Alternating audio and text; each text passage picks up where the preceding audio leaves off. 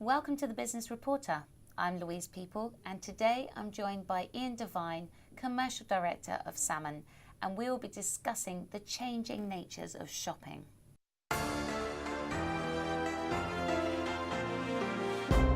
Hi Iain. Hello. So online or high street, which channel is better? Well, actually, it depends on what goods you're trying to sell.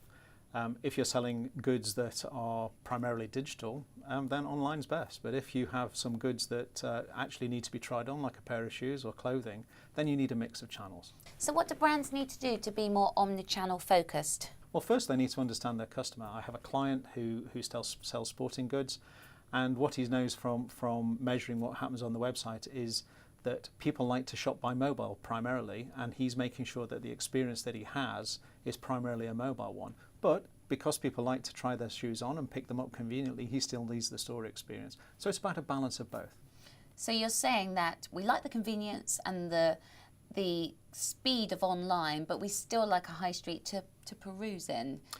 Sometimes it's perusing, sometimes it's getting your goods quicker, simpler and faster, because sometimes the retailer has those things in store and it will take several days for you to get your retail fix by actually having them delivered to you at home.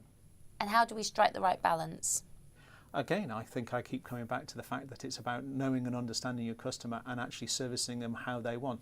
Give them options, give them things that how they want to do it, when they want to do it, and with the convenience that they like. So what part does data play in improving customer engagement? Every piece of information that you collect about a customer can be used to improve the experience, whether it's knowing what your shoe size is or knowing that actually most of the time you like to pick up your goods in store. If you remember that for a customer, they'll reward you by their custom. They will come and use you again and again. I tell you, for me, there's a certain retailer that I will go to again and again for my supermarket shop, my grocery shop, is because it's a more pleasant environment to be in. Mm-hmm. There isn't huge crowds, mm-hmm. and I get a free coffee at the end of it. Yeah. And those three things really do make me drive those extra miles to go to that retailer. They obviously are mapping and following the type of people that would like that experience and fulfilling it in their service. Yep. In what way does Salmon understand this information, and how do you play a part in this? Well, it's a combination of both things. So that particular retailer, they will know that how often you shop in their store.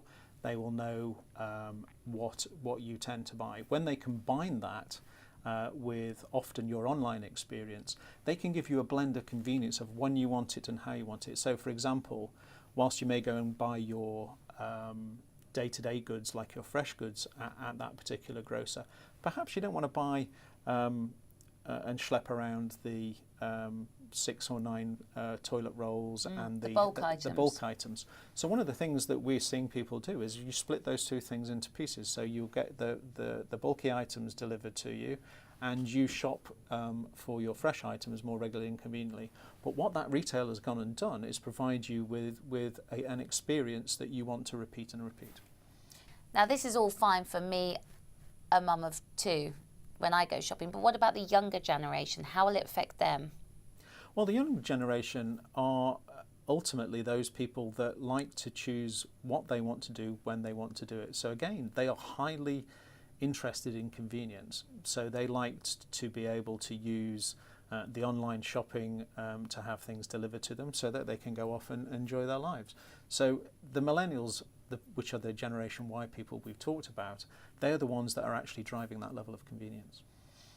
Now let's look to the future, because these are the things we're always moving on. Technology's moving on, shopper habits are moving on.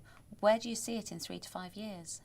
Well, I think we just see more of the same. It becomes the fact that everybody, whether you're a young person and somebody the same age as me, or for example, my wife's old parents, that they are using online shopping to make their life convenient because they can't get out to the store.